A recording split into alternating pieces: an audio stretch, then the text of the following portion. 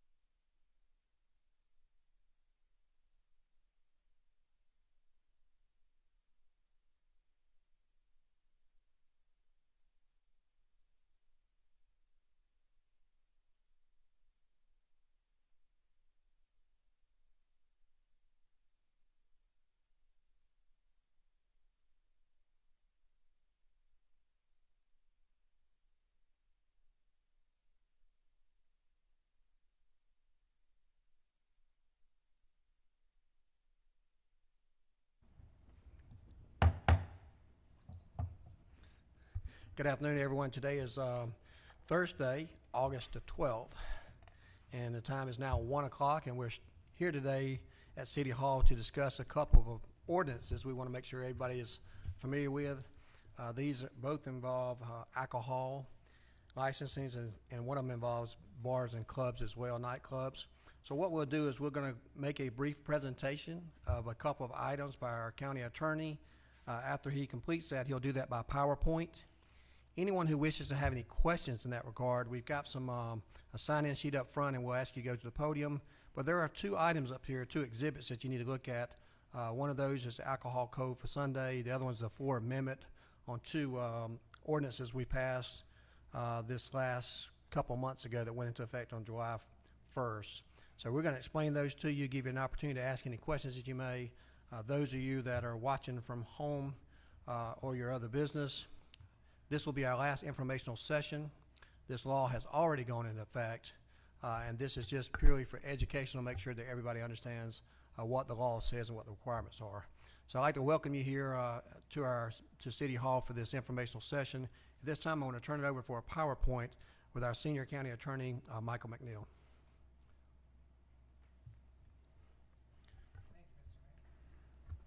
Thank you, Mr. Mayor. So there are three new alcohol-related laws that we're going to be discussing today, and as Mayor Miller mentioned, this is all purely informational. These laws have all already gone into effect, but we want to make sure that everyone's aware of these. The first concerns changes to hours for Sunday sales for package-to-go retailers. That law took effect last September, but we want to make sure everyone's aware. And then the other two, there's some new security camera requirements, and there's some new requirements concerning businesses that choose to use armed security. And so we'll go over that as well. Next slide, please. The changes to the Sunday sales hours affect only package-to-go sales. The Sunday sales hours are now 11 o'clock a.m. until midnight for all package-to-go. There's no additional permit necessary, and this includes beer, wine, and liquor by the package to go. The rules remain the same for businesses selling consumed on premises. If you have a Sunday sales permit, then you can sell beer, wine, and liquor drinks from 11 a.m. until 2 a.m. If you do not have a Sunday sales permit, then you can only sell beer and wine on Sunday, and it's only from 12:30 p.m. Until 2 a.m. for consumed on premises. But if you sell package to go, it used to be 12:30 that you had to start. Now you can start at 11 a.m. And I know the slide says questions. We'll take all the questions at the end. If I can go to the next slide, please. Moving on to the security camera requirements, there were already requirements in our code for security cameras for package-to-go license holders. The new ordinance now adds requirements for bars and nightclubs, and it also adds minimum requirements for the types of security camera systems that are in use. Next slide, please. So just to define the terminology, bar is defined under state law. It means any business that derives at least 75% of its revenue from the sale of alcoholic beverages for consumption on premises.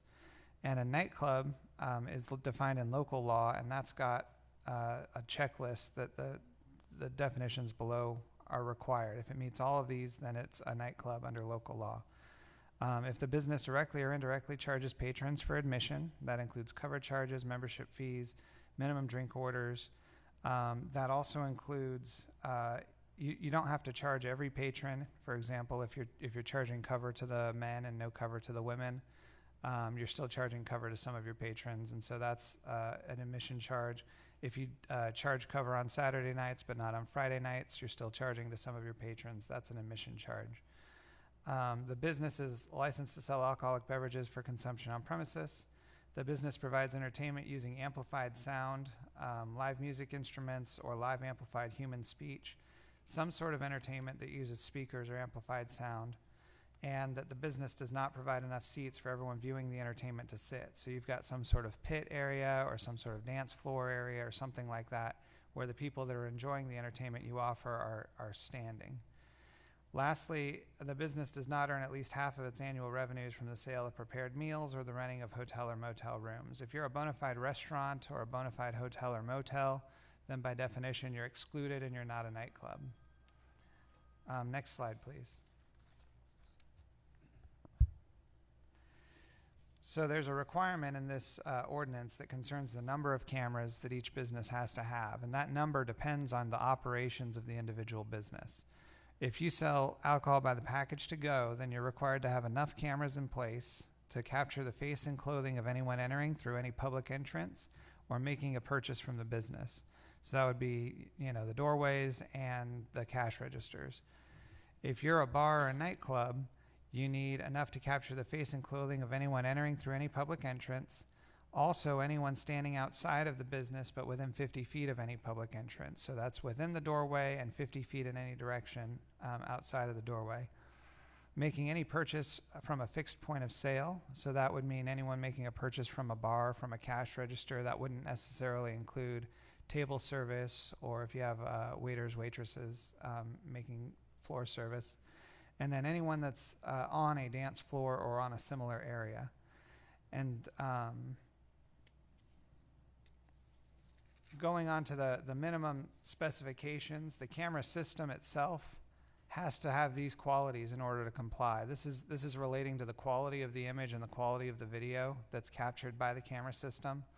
It has to be at least a 1080p high definition camera resolution or greater.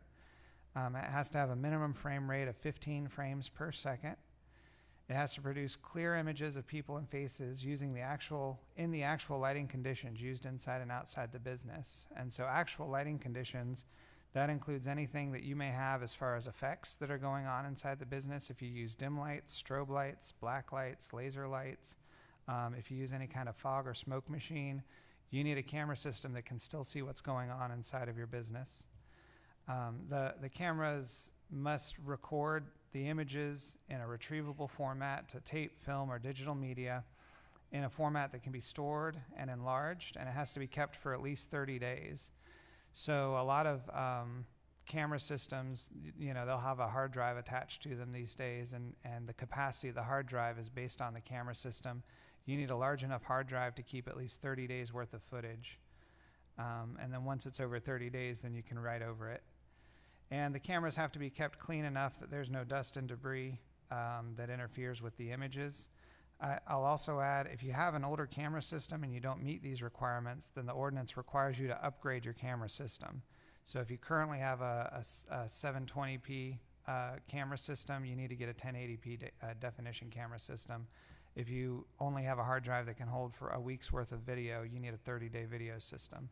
And so this will require some businesses to upgrade their systems. Next slide, please.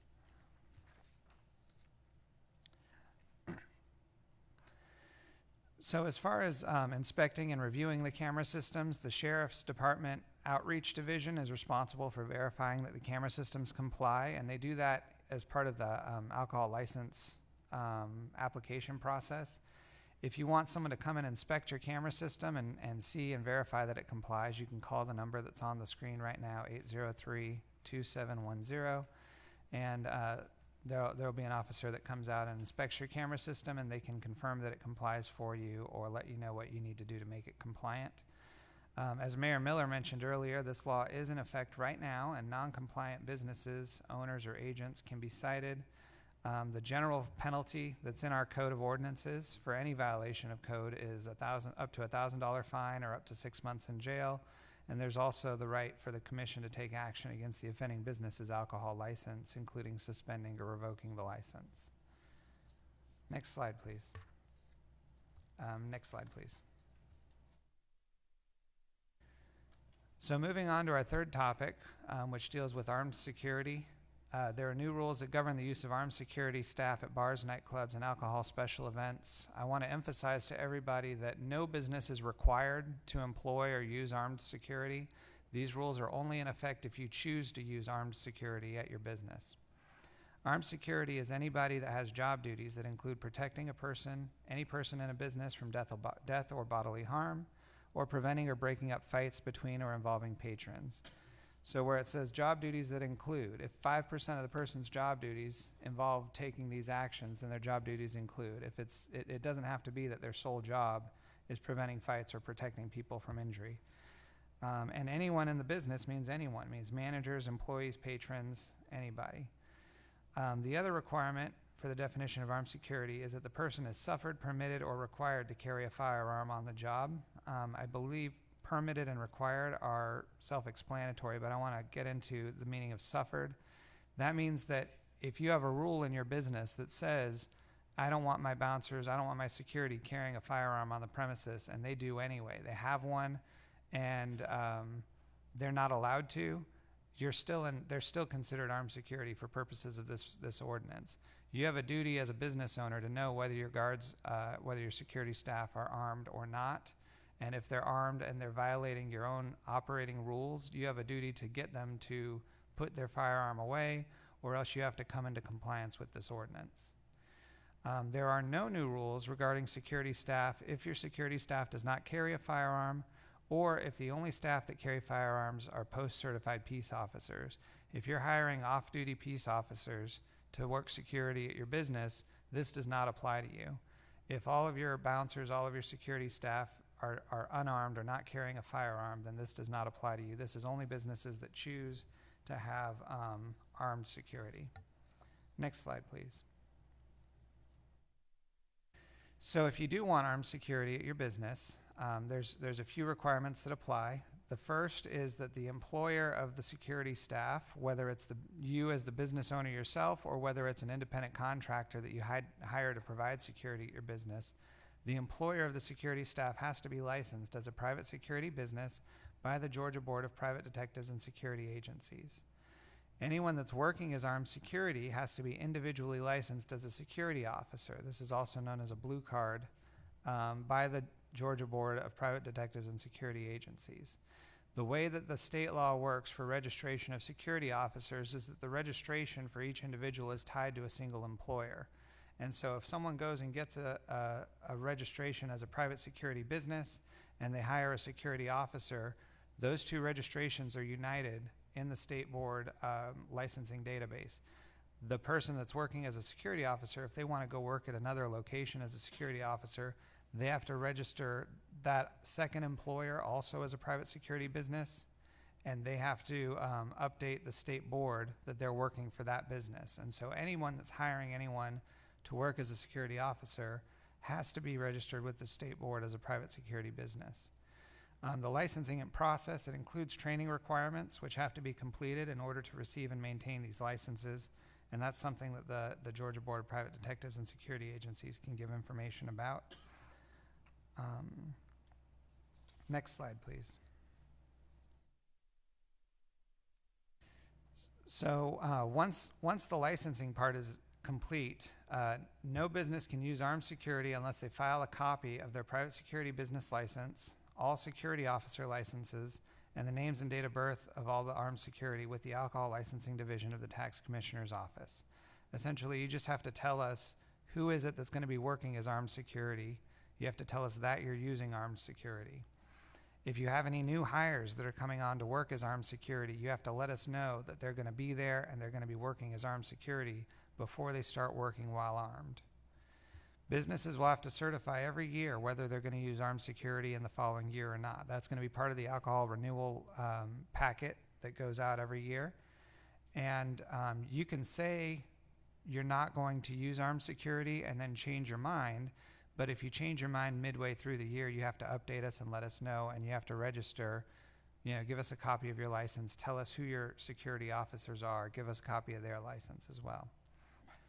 Anyone that's hired to work armed security can work in an unarmed capacity while their registration is pending. So even if you want to send somebody through the training courses and through the registration process, you can still have them work for you. They just can't have a gun while that process is ongoing. They have to complete that permitting requirement and then be registered to the tax commissioner's office before they start carrying a weapon at work. And lastly, armed security personnel cannot drink alcohol on the job or work under the influence of drugs or alcohol. Next slide, thank you.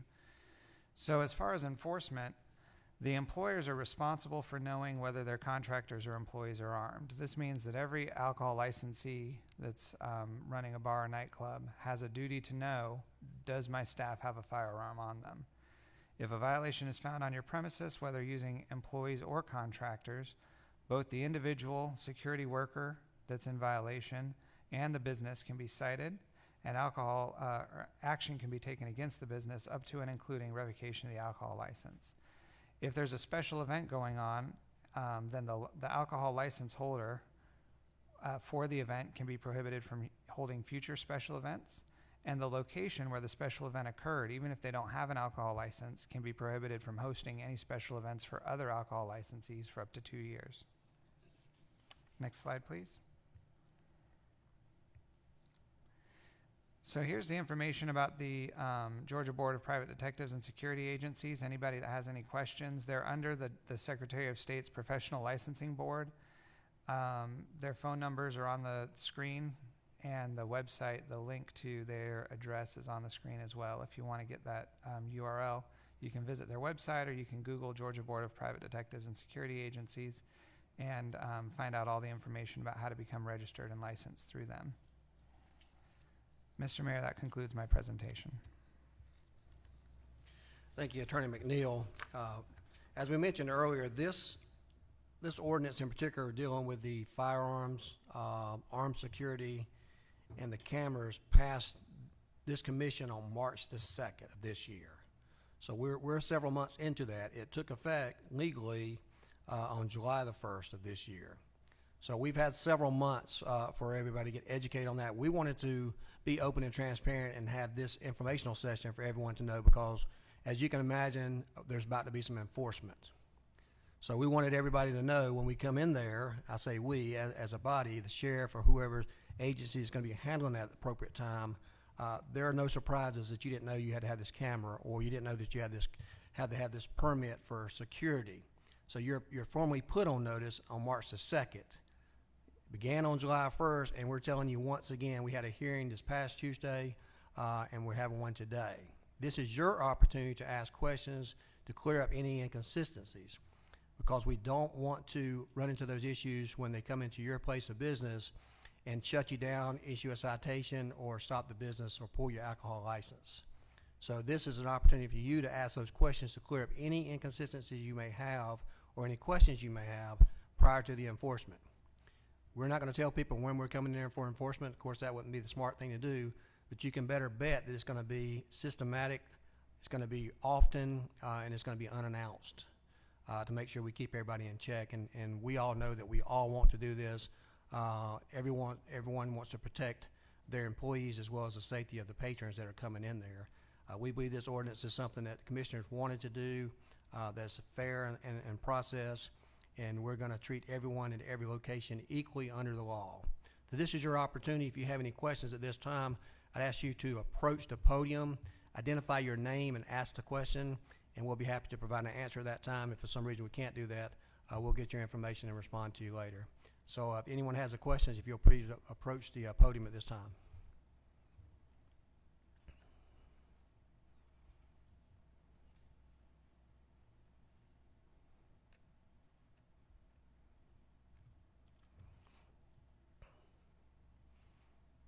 If you don't mind, if you just remove your mask, you're up there by yourself and socially distant so we can understand you, and speak up if you don't mind. What and for the retailers like convenience stores and gas stations people? If you'll repeat that one more time into the microphone. Yeah, what will be the reliability or the obligations on the retailers like convenience store and the gas station owners? Okay.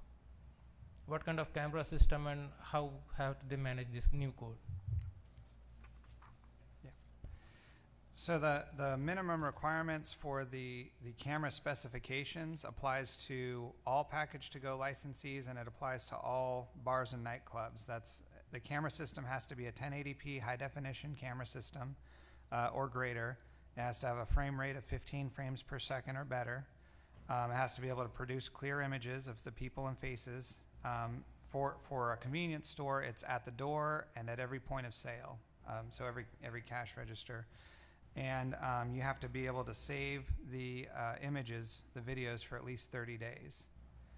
And so that applies to all package-to-go retailers, grocery stores, liquor stores, convenience stores, as well as bars and nightclubs. Those quality components are the same for everybody.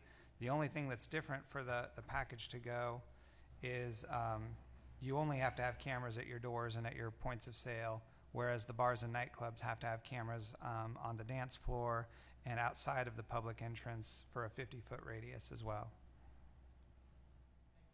Then that we just have to have the camera system on POS and door entry. That will be enough. Yeah. If you have multiple points of sale, if you have 2 or 3 cash registers, you need one for each. Thank you, sir. Yes, sir. Thank you. It's a great question, and the question involves, if you can't hear at home, convenience stores.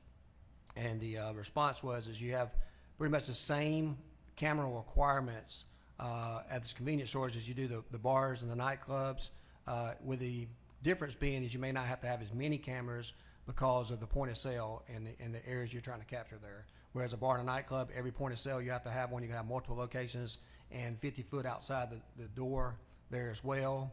And then the requirements for the quality of the camera, the technology-wise, is the same. So if you're a convenience store and you have the old system, you must upgrade that as well. And this is a protection. This is for someone coming into your location, your establishment there, and we need to capture something if they do something wrong inside your place of business. So it's a protection, as well as to make sure that we're not violating the law by selling to underage drinkers and things of that nature. So great question. Anyone else have a question? Yes, sir. Come on. Yes, ma'am. I'm sorry. The hat threw me there for a second. If you just please remove the mask, identify yourself if you don't mind so we can understand, and then ask your question. My name's Chrissy Lee, and I'm from Parrish on Cherry Street and Fatty's Pizza. And I don't even know if this is a great question, but with the camera systems, does anybody know if we have to post something that lets people know that this is an area that's being under surveillance? Because we've had them up for 8 years, and I had stickers, and then somebody vandalized and took some down, and then I didn't know if I needed to repost them. But now, since we're doing like with the mandatory things, do you know I have no idea. I don't know off the top of my head. I don't think it's a legal requirement that you post that you have cameras. Okay. Most people do that because they think that's a further deterrence. Okay. But Chrissy, we'll get in touch with you to make sure. Okay, we I clear just that didn't up. know if I need to re-put new ones up or how many or anything. Okay, thank you. I don't know of any legal requirement. I'm Okay. not acting as the attorney today, but if it's anything different than that, we'll certainly get back to you on that. Thank you. Thank you. Good question. Anyone else?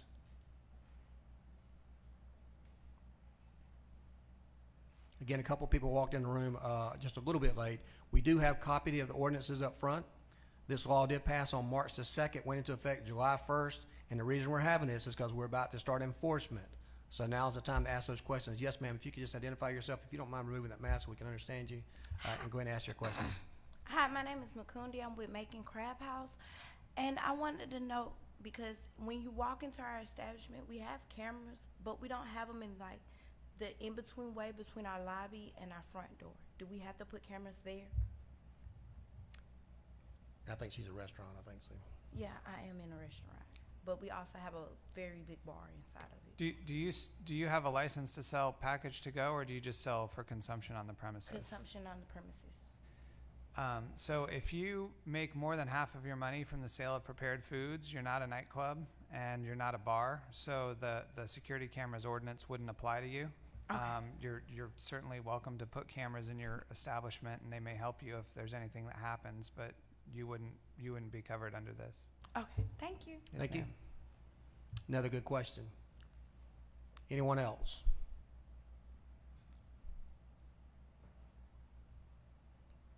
Going once? I see some people thinking about it. Twice.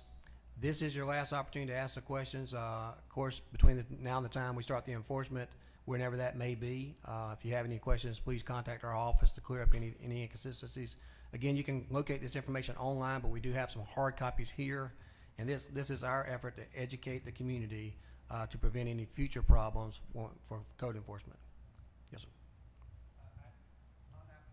sir. On that point, I would add the notice letter that went out to every alcohol license holder in town that mentioned this meeting has my email address on it. If you have any questions, you think of it after this session, or if there's anyone out there in live stream land that wants to ask a question, feel free to email me and I'll be glad to help you as well. Okay. Thank you, Attorney McNeil. If there's no further questions, that brings us here today. This hearing is over. Thank you.